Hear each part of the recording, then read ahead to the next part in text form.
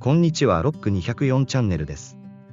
今回の動画では Python での GUI の使用方法をサブウィンドウとメニューバーの作成をお送りします。最初は紐付き消されたサブウィンドウの表示について説明していきます。左側のウィンドウがメインウィンドウとなるルートです。このウィンドウにはラベルら01を配置します。そしてサブウィンドウとしてサブアンダーラインウィンドウを作成します。このウィンドウに設定したラ02にはメインウィンドウで入力されたキーの状態が表示される設定を行っています。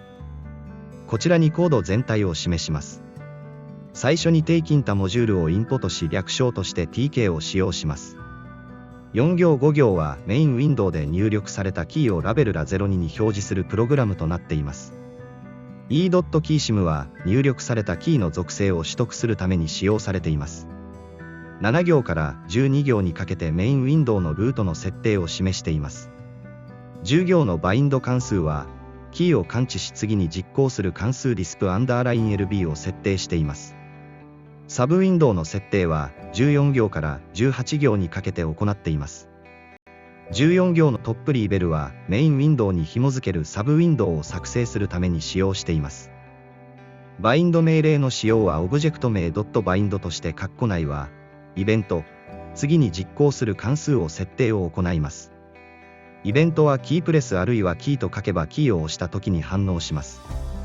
またキーリリースでは、E を離したとき、モーションでは、スポインターを動かしたとき、ボタンプレスあるいはボタンと書けばクリックしたとき、ボタンリリースは、ツボタンを離したとき反応するように設定することができます。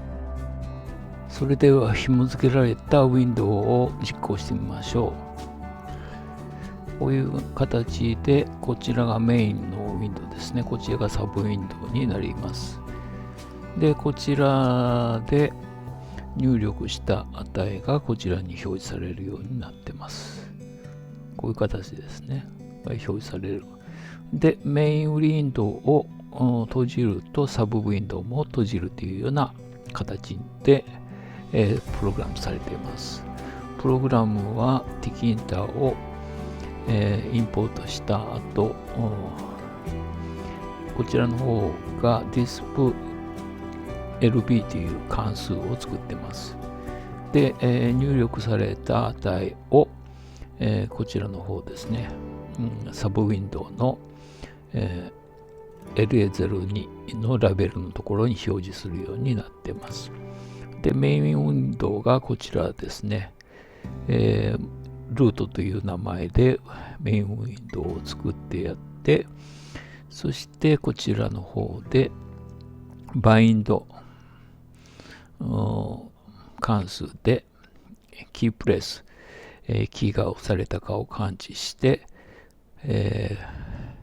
キーが押されるとこちらの dispLB を実行するようになっています。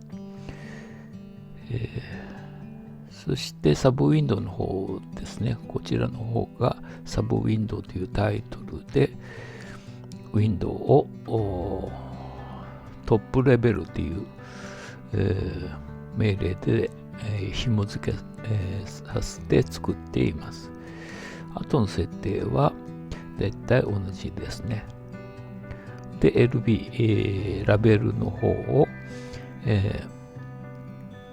ウィンドウのトップ上部に表示するという、プログラムになっています。もう一回実行してみましょうか。こういう形ですね。こちらの方がサブウィンドウになります。こちらをちょっと動かしますか。こちらでこういう形でですね、表示されるっていうプログラムです。メニュープログラムの概要を説明します。ウィンドウ名はメインとします。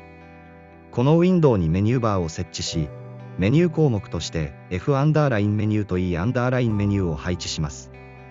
さらに F アンダーラインメニューの中の項目としてオープン、クローズ終了を設定します。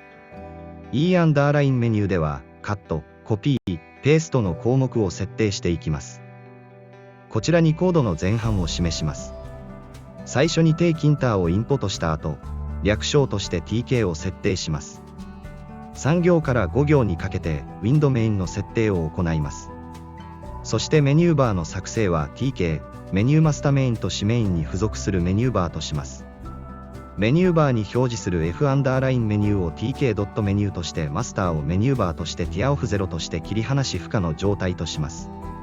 この F アンダーラインメニュー表示するメニュー項目は and アンダーラインコマンドで設定します。13行14行は表示するラベル名だけですが、17行ではコマンドメインドットデストロイとしてウィンドウを閉じるコマンドを設定しています。こちらがコードの後半です。先ほどと同様に E アンダーラインメニューの設定を行っています。メニューバーに F アンダーラインメニュー、E アンダーラインメニューを追加する記述は26、27行となります。この場合、アンダーラインカスケード命令を使っています。そしてメニューを配置する命令は30行目のメイン、コンフグメニューバーとしています。メニューの作成プログラムを実行します。こういう形です。ここにメニューバーがあって、ファイルとエディットっていうメニューがあります。これを開くと、こういうオープン、クローズ、終了っていうのがあります。エディットメニューの方は、カット、コピー、ペーストっていうのがあります。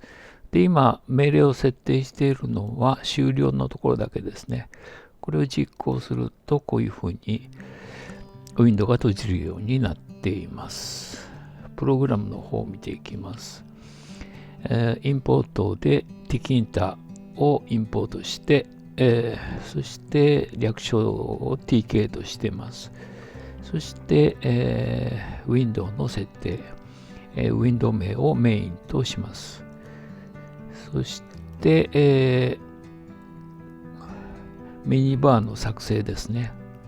メニューバーの作成は、メニューバーという名前で、こういう形ですね。tkinter のメニューマスターとしてメインを設定しています。こちらで設定した名前ですね。それをマスターとして設定して、そして、各メニューの設定、F メニューっていうのがファイルメニューの略にしています。それで、まず、これは、マスターとしてメニューバー、ここで設定した下につけるということで、こういう形でマスターをメニューバーにしています。それから、ティアロオフですね。これは、を0にしています。切り離しを不可にするということで、こちらの、オプションは0にしています。そして、この F メニューの下に、表示されるものを Add コマンドで、設定しています。ここはラベルだけを設定しているんで、オープン、クローズだけ設定してますけども、ここで実行する関数を、こういうふうな形でですね、コマンドの次に、実行される関数を設定するということが、一般的です。で、こちらの方は何も動作しないんですけども、コマンドでこういうふうにメインウィンドウをディストロイ、閉じるっていう形で設定すると、ウィンドウが閉じるような設定となります。で、もう一つの E メニューの方ですね。こちらと同じような形で、マスターの下に設定するっていうのを、この部分で設定してますね。で、切り離しをオフにしてます。で、項目だけここで設定しているという形になります。そして、メニューバーに、追加するのがこちらになります。メニューバーの次に Add カスケードとして、ラベルとしてファイル、そして、メニューとして F メニューというような形で設定して、メニューバーの設定が終わります。そして、メニューの配置ですね。メインドットコンフィグメニューイコールメニューバーという形で、これで完了します。もう一回実行してみましょう。こういう形ですね。こういう風な形で実行できます。